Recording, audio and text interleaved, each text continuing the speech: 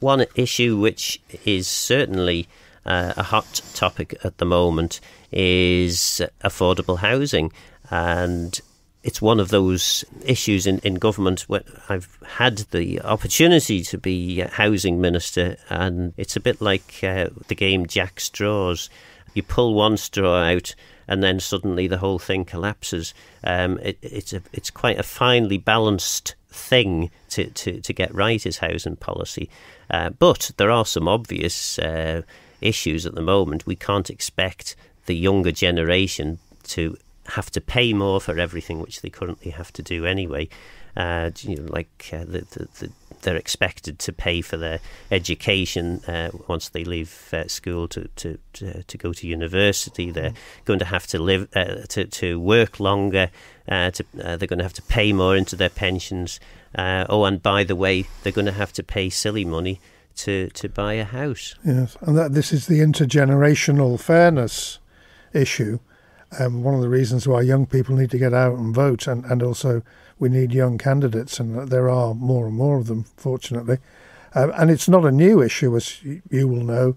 It goes way back. In the kind of post-war history of the island, you get these peaks and troughs and pressure on the market. There's a real issue there. I'm not clear that we have proper factual information about what's going on in the market. It's all anecdote about, people from off island speculating and so on, but there's clearly a real problem there, and I'm not sure that this government has had a handle on that.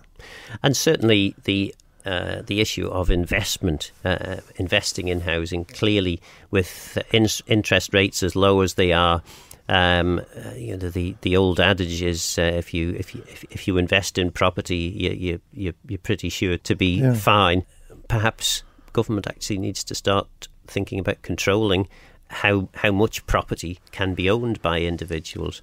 But of course, once you start interfering with things like that, you run the risk of creating a whole load of different companies, all owned by the same people, owning just the right amount of properties to be able to be the right side of the law. So it's a very difficult one to get right, but certainly it is going to be a question, I feel, that politicians are going to have to tackle in the next 5 years. And whether they intervene in a radical way in the market, that people have been very reluctant to do that in the past. Yes. Or do we acknowledge that we're going to have to build an awful lot more houses, which of course is the other answer. And presumably at some point, if there are sufficient numbers of houses built, that means that people can choose to buy their own house or rent someone else's house, then they'll go to buy their own house.